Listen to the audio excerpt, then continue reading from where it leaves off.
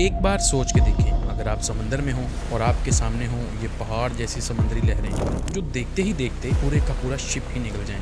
समंदर के सफर में ना सिर्फ इन शिप्स को बल्कि हजारों सेलर्स को भी हर वक्त इसी बात का ही डर लगा रहता है और तकरीबन हर साल 40 शिप्स समुद्री तूफानों का शिकार भी होती हैं और करोड़ों डॉलर्स का नुकसान भी होता है। लेकिन कैसे ये 10 बिलियन डॉलर्स की यूएस नेवी शिप जिन पर 60 से 90 फाइटर जेट्स भी पार्क होते हैं और 5000 सेलर्स के साथ ये खुले समंदर में इन तूफानों का मुकाबला करती है, और कैसे जो अचानक किसी भी साइड से आ जाते हैं, और कैसे ये महीनों तक पानी में लॉन्ग मिशंस करती हैं, और कैसे 300 फीट तक की वेव्स का सामना करती हैं, क्योंकि अगर शिप जरा भी अनस्टेबल हुई तो इक्विपमेंट्स डैमेज होंगे जिससे क्रू की लाइफ रिस्क पर आएगी और शिप भी डैमेज होगी, तो मिलियंस ऑफ डॉलर्स का नुकसान तो पक्का है। सोचें अब कितना जरूरी है इन शिप्स का स्टेबल रहना, क्योंकि समंदर की हर आती लहर से मुसलसल शिप उलटने का खतरा रहता है। चलिए जानते हैं इस वीडियो में। आप में से 97% लोग जो वीडियो को देखते हैं वो वीडियो लाइक नहीं करते। सब्सक्राइब करें ना करें, लेकिन अगर वीडियो अच्छी लग रही हो तो लाइक जरूर कर दिया करें, इससे हमें काफी हौसला मिलता है। यूएस नेवी दुनिया में सबसे पावरफुल है। दुनिया की सबसे लेटेस्ट टेक्नोलॉजीज को यूज करने के बावजूद भी हर वक्त खतरा रहता है मदर नेचर का। ऐसा ही एक इंसिडेंट हुआ अक्टूबर 1, 2015 को, जब एसएस एल फारो शिप समंदर में गुम हो गई, जिस पर 33 क्रू मेंबर्स भी थे, और बहुत बड़े स्केल पर सर्च एंड रेस्क्यू ऑपरेशन के बावजूद ना तो शिप मिली और ना ही क्रू का कोई मेंबर। इस हादसे के बाद नेवी ने शिप सेफ्टी में बहुत इंप्रूवमेंट की हैं, जिसमें सख्त प्रोटोकॉल्स, एडवांस्ड इंजीनियरिंग और कटिंग एज डिजाइन यूज किया जा रहा है।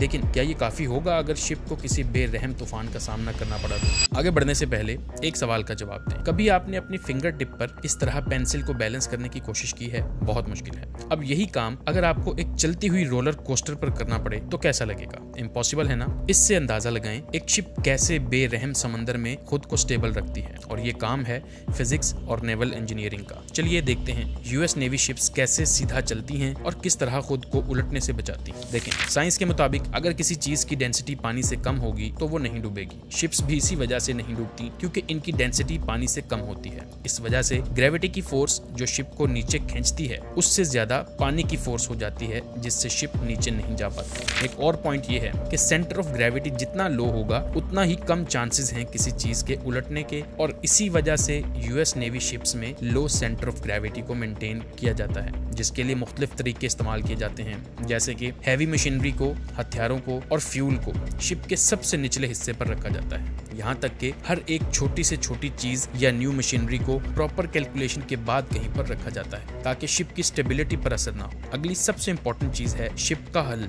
यानी ये हिस्सा जिसका स्ट्रक्चर और डिजाइन यू शेप जैसा होता है, जो शिप को स्टेबल रखने में बहुत मदद देता है। लेकिन बड़ी लहरों के सामने ये डिजाइन बेकार है। इसीलिए यूएस नेवी शिप्स जैसे कि एयरक्राफ्ट कैरियर का हल वी शेप का होता है, जो बड़ी लहरों को चीर कर गुजर जाता है। लेकिन इसके अलावा बहुत सारी चीजें हैं जो यूएस कैरियर्स इस्तेमाल करते हैं, जैसे कि बैलेस्ट सिस्टम, जिससे शिप का लेवल मेंटेन रहता है। इस सिस्टम की वजह से क्रू शिप का सेंटर ऑफ ग्रेविटी को कम या ज्यादा कर लेते हैं, जो शिप को स्टेबल रखने में काम आता है। कुछ एडवांस्ड टेक्नोलॉजीज भी इस्तेमाल होती हैं, जैसे कि फिन स्टेबलाइजर्स, जिनको समंदर का फाइटर जेट भी बोला जाता है, और तकरीबन हर मॉडर्न शिप पर ये एडजस्टेबल विंग्स लगाए जाते हैं जो रफ सीज में ना सिर्फ शिप को स्टेबल रखते हैं बल्कि वेपन सिस्टम्स को इफेक्टिव रखते हैं, ताकि बड़ी बड़ी लहरों के बावजूद वेपन्स एक्यूरेसी के साथ काम कर सकें। नेवी के जहाज क्योंकि लंबे अरसे तक समंदर में रहते हैं, तो फिन स्टेबलाइजर्स ही शिप की कांस्टेंट रोलिंग और पिचिंग मोशन को कंट्रोल करते हैं, और इनके बगैर कोई शिप मिसाइल्स लॉन्च नहीं कर सकती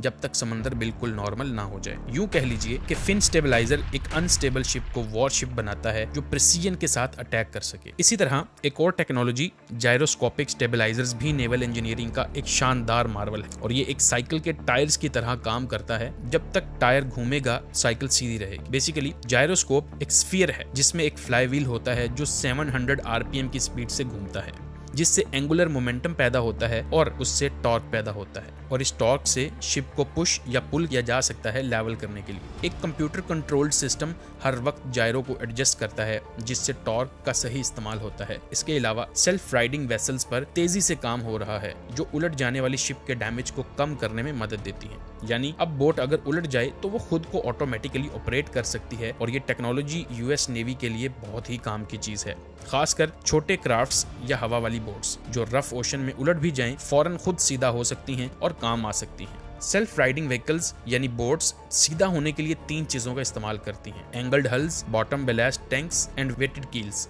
और जब बोट उलट जाए तो एंगल चेंज होने पर कंप्यूटर पंप्स को एक्टिव करता है और पानी भरने पर शिप को सीधा कर देता है। यूएस कैरियर्स 100 साल तक भी अगर ठीक ठाक चल सकते हैं तो सिर्फ मेंटेनेंस की वजह से, जो यूएस नेवी की टॉप प्रायोरिटी है। और एक वॉरशिप को 24/7 ऑपरेशनल रखने के लिए हर वक्त मेंटेनेंस चलती रहती है ताकि वक्त से पहले मसले का पता लग सके, इससे पहले कि वो मसला सबको ले डूबे।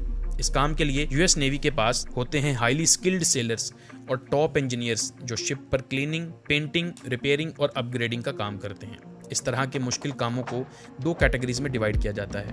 पहली है प्रिवेंटिव मेंटेनेंस, जिसमें एक स्टेप आगे रहकर शिप को किसी भी होने वाले मसले से बचाने के लिए काम किया जाता है, यानी इसको प्लान्ड मेंटेनेंस भी कह सकते हैं, जिसमें बहुत सारे काम आ जाते हैं जैसे कि system lubricating machinery, fluid level को ठीक करना, फंक्शनल टेस्ट करना, विजुअल इंस्पेक्शन करना, वाइब्रेशन मेजरमेंट करना, यानी इसमें हर एक नट एंड बोल्ट तक को चेक किया जाता है कि वो अपनी जगह पर है कि नहीं। दूसरी कैटेगरी है करेक्टिव मेंटेनेंस, जो शिप में आने वाली खराबी के बाद होती है, यानी कोई मेल फंक्शन या डैमेज जब हो जाए तो उसको डील करना। देखें, शिप बहुत ही एक्सपेंसिव होती है और एक्सपेंसिव इक्विपमेंट्स के साथ चल रही होती हैं। अगर समंदर के बीचों बीच कोई भी इक्विपमेंट खराब हो गया तो ये बहुत ही महंगा पड़ सकता है इमरजेंसी रिपेयरिंग करना। इसीलिए फर्स्ट कैटेगरी वाली मेंटेनेंस से अंदाजा लगाया जाता है कि कोई मसला तो नहीं आने वाला। एक और तरह की मेंटेनेंस भी होती है जिसमें शिप को इस तरह पानी से बाहर मेंटेन किया जाता है एक बेसिन में, ताकि डिटेल्ड इंस्पेक्शन हो सके, खास तौर पर प्रोपेलर्स और रडर्स की, जो हर वक्त पानी में रहते हैं और पानी के नीचे तो इनको साफ किया जा नहीं सकता। इसमें शिप के कई सिस्टम्स को शिप से उतार कर इंस्पेक्शन और रिपेयरिंग करके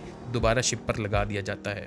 यूएस नेवी में हर सिस्टम को टॉप कंडीशन में रखना जरूरी है और कोई भी कोताही खुले समंदर में बहुत महंगी पड़ सकती है, क्योंकि समंदर किसी भी वक्त आपको सरप्राइज कर सकता है। सरप्राइजेस की बात करें तो यूएस नेवी दिन रात इस काम में रहती है कि हार्श वेदर कंडीशंस से खुद को सेफ रखा जा सके, और समंदर में मौसम का जरा सा भी एतबार नहीं। मुश्किल वक्तों में यूएस नेवी के सबसे ज्यादा काम आने वाले हथियार हैं advanced weather forecasting and real time monitoring systems, ताकि ऐसे रूट्स फाइंड किए जा सकें जहां तूफान ना हो। वेदर कंडीशंस को ट्रैक करने के लिए सैटेलाइट्स का इस्तेमाल किया जाता है और जमीन के इर्द गिर्द बहुत सारी वेदर सैटेलाइट्स घूम रही होती हैं जो जमीन पर होने वाली चीजों की इंफॉर्मेशन कलेक्ट करती हैं, जैसे water temperature, currents, dust, storms और आइस कवरिंग्स, जिससे यूएस नेवी बड़े बड़े एरियाज की वेदर पैटर्न्स बनाने में कामयाब होती है। इसके अलावा यूएस नेवी वेदर बॉयज का इस्तेमाल करती है और इस वक्त दुनिया में 1000 से ज्यादा वेदर बॉयज इंस्टॉल्ड हैं जो रूट प्लानिंग में बहुत हेल्प करते हैं और ये मेजर करते हैं हवाएं,